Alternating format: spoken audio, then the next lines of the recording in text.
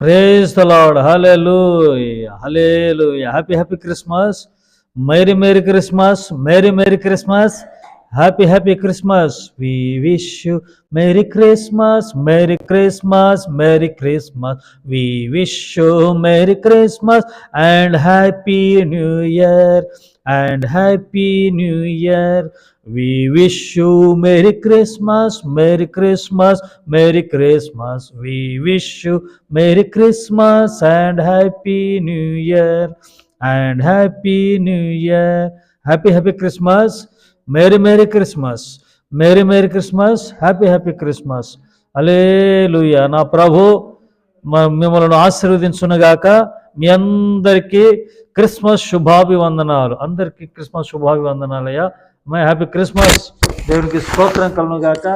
నా ప్రభు సజీవుడు, ఆయన మరి పరిశుద్ధ దేవుడు. ఎవరండి ఆయన? పరిశుద్ధ దేవుడు. దేవునికి మహిమ కలుగునుగాక. హల్లెలూయా.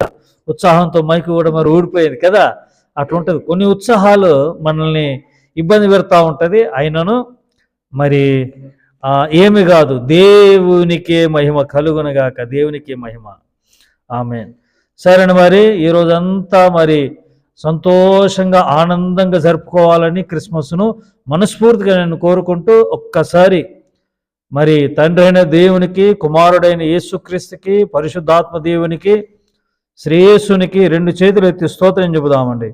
స్తోత్రం స్తోత్రం స్తోత్రం స్తోత్రం స్తోత్రం. క్రైస్తవ సమాజాన్ని బట్టి, మరి లోకంలో ప్రతి క్రైస్తవులను బట్టి, మన దేశంలో ప్రతి క్రైస్తవ బిడ్డను బట్టి, ప్రతి సంఘాన్ని బట్టి పానార్పణంగా పోయబడుతూ మరి పరిచర్య చేస్తున్నట్టు సేవకులందరినీ బట్టి నిండు హృదయముతో స్తోత్రం చెబుదామండి. స్తోత్రం స్తోత్రం స్తోత్రం స్తోత్రం స్తోత్రం స్తోత్రం స్తోత్రం స్తోత్రం స్తోత్రం స్తోత్రం స్తోత్రం.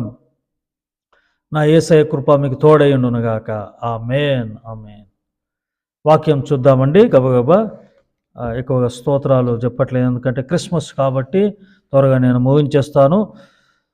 లూకాసు సువార్త 2వ అధ్యాయం 21 నుండి నేను చదువుతాను. మెసేజ్ క్రిస్మస్ మెసేజ్ ఇస్తున్నాను. 21 నుండి కొన్ని మాటలు. ఆ శిశువునకు సున్నతి చేయవలసిన 8వ దినము వచ్చినప్పుడు గర్భమంద ఆయన పడకమునుపు దేవదూత చేత పెట్టబడిన యేసు అని పేరు వారు ఆయనకు పెట్టిరి.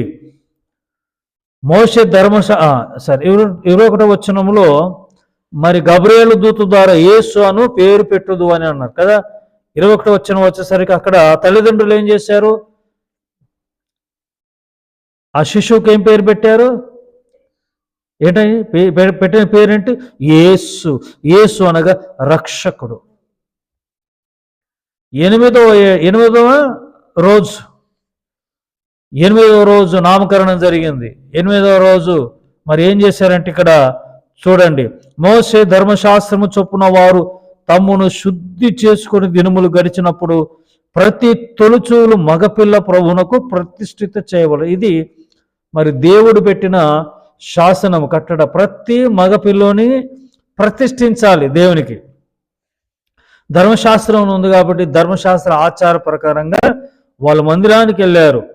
ఆయనను ప్రభుకు ప్రతిష్ఠించుటకు ప్రభు ధర్మశాస్త్రమందు చెప్పబడినట్టు గువ్వల చేతనైనను 2 పావురపు పిల్లలనైనా బలిగా అర్పించుటకును వారు ఆయనను యెరూషలేమునకు తీసుకొని పోయిరి. యెరూషలేములో ఉన్న మందిరానికి తీసుకెళ్లారు.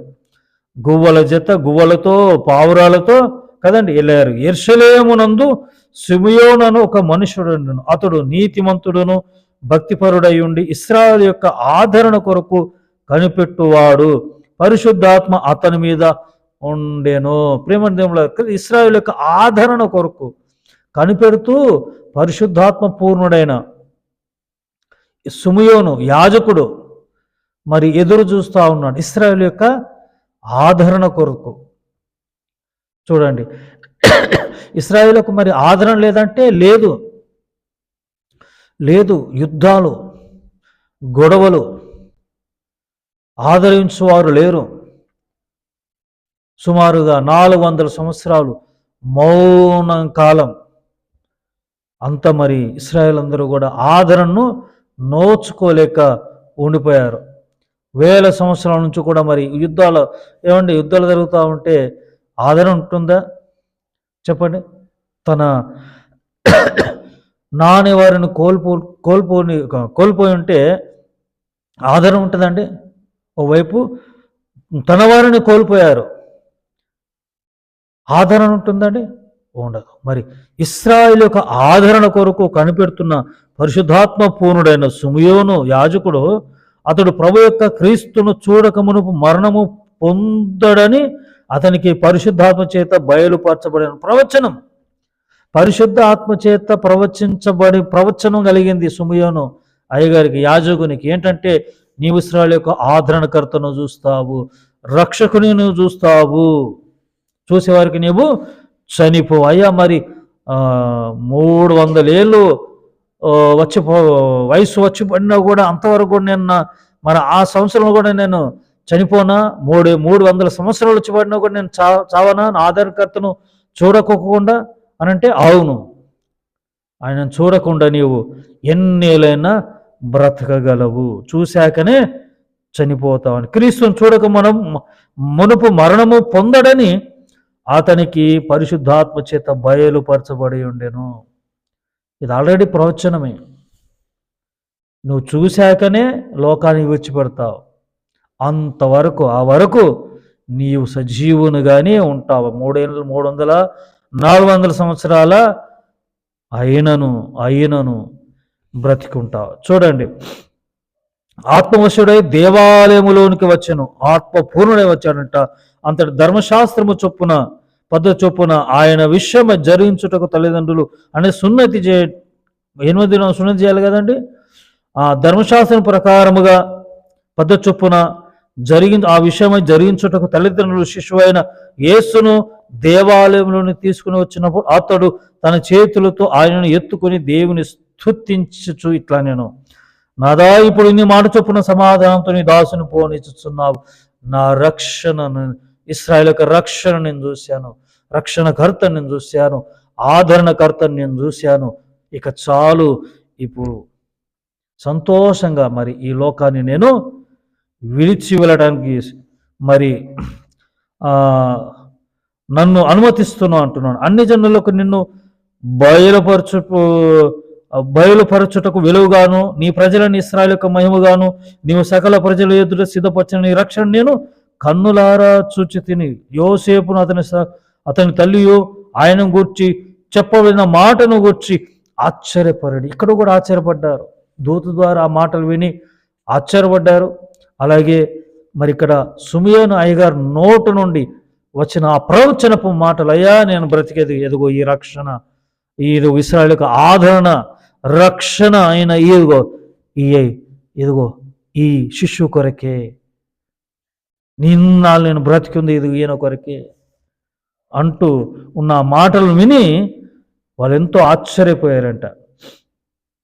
కాబట్టి ప్రేమ దేవుడు ఇక్కడ చూడండి, సిమియోను వారిని దీవించి, ఇదిగో అనేక హృదయ ఆలోచనలు బయలుపడినట్లు ఇశ్రాయేలు అనేకులు పడుటకును తిరిగి లేచుటకును వివాదాస్పదమైన గుర్తుగా ఆయన నియమపడి ఉన్నాడు. మరియు నీ హృదయంలోనికి ఒక ఖడ్గము దూసుకొని పోనని ఆయన తల్లి అయిన మరియతో చెప్పాను. చాలండి, ఇంకో మాట నేను చివరిగా చదివి ముగిస్తాను. యెషయా గ్రంథం 12:2, యెషయా గ్రంథము 12:2 నేను చదువుతానండి, శ్రద్ధగా ఆలోకించండి. 12:2లో, ఇదిగో నా రక్షణకు కారణభూతుడగు దేవుడు, హల్లెలూయా, నేను భయపడక ఆయనను నమ్ముకొనిచున్నాను. యెహోవా ఆయనకు బలము, ఆయనే నా కీర్తన కాదాస్పదము, ఆయన నాకు రక్షణ కాధారం ఆయను. ఎవరండి ఈయన? సిమియోను ఏమంటున్నాడు? ఈయన రక్షణకు ఆధారం, ఈయన ఇశ్రాయేలు యొక్క ఆదరణ అయి ఉన్నాడు. పరిశుద్ధాత్మ చేత పలకబడుతున్న మాటలు. ప్రేమదేములారా, క్రిస్మస్ అంటే చాలా ఉన్నాయి కదండి. క్రిస్మస్ ప్రతిరోజు చెప్తూ వచ్చాం. మరి ఈరోజు చివరి రోజు కాబట్టి రేపటి నుంచి క్రిస్మస్ సందేశాలు ఉండవు. మరి చివరి ముగింపు ఘట్టం ఏంటంటే, సిమియోను యేసు క్రీస్తు యొక్క మరి ఆ పరిశుద్ధుడైన ఆ ప్రభువును చూసి ఈ మనుషులు చెప్పించిన మాటలు కాదు, పరిశుద్ధాత్ముడు చెప్పించిన మాటలు. నిజము చెప్పాడు. ఆ ప్రవచనం ఏదైతే ఆయనకు వచ్చిందో, ఏదైతే ఆయనకు దర్శనం కలిగిందో, ఏదైతే ఆయనకి మరి బయలుపరచబడిందో, ఓపికతో మరి రక్షణకర్త అయిన యేసు కొరకు ఎదురు చూస్తూ ఉన్నాడు. ప్రేమ దేవులారా, క్రిస్మస్ అంటే రక్షణ దినము. మన రక్షకుని కొరకు ఎదురు చూస్తూ ఉందాము. దేవుని కృప మీ అందరికి తోడయ్యునుగాక. God bless you all. Happy Christmas. Merry Christmas. Merry Christmas. Happy Christmas. ఆమేన్. ప్రార్థన అండి. పరిశుద్ధుడగు తండ్రి, ప్రేమమయుడా, మీ పాదాల వందనాలు యేసు. ఇదిగో ప్రభువా, యేసు అని పేరు పెట్టారు తల్లిదండ్రులు. దేవుని దూత ద్వారా, మీ ద్వారా ఏదైతే హెచ్చరింపబడ్డారో వాటి ప్రకారం వారు చేస్తారు. రెండవదిగా సుమయోను యాజకుడు రక్షణ నిన్ను చూసి ప్రభువా ఒళ్ళో తీసుకుని ఆ చేతులతో ప్రభువా నాదా అంటూ నేను స్తుతిస్తూ, ఇక నాకు చాలయ్యా ఇంత గొప్ప మరి భాగ్యంను మరి నేను చూశాను, ఇక నన్ను పోనించుచున్నావు అంటూ ఎంతో సంతోషించాను. మేము కూడా మరి క్రిస్మస్ దినాన అయా మా రక్షకుడు నువ్వు, మా రక్షణ నీవని మేము సంతోషిస్తూ ఆనందించినట్టు కృప చూపమని ఈ వాక్యం వింటున్న ప్రియులను ఆశీర్వించి క్రిస్మస్ దీవెనలు మెండుగా దయచేయమని యేసు ప్రార్థించి వేడుకుంటున్నాను తండ్రి. ఆమేన్. ఆమేన్. త్రియేక దేవుని కృప, తండ్రి కుమార పరిశుద్ధాత్ముడు సదా మీ అందరికి తోడే ఉన్నాను గాక. ఆమేన్. God bless you all. May God bless our India. Praise the Lord. Praise the lord.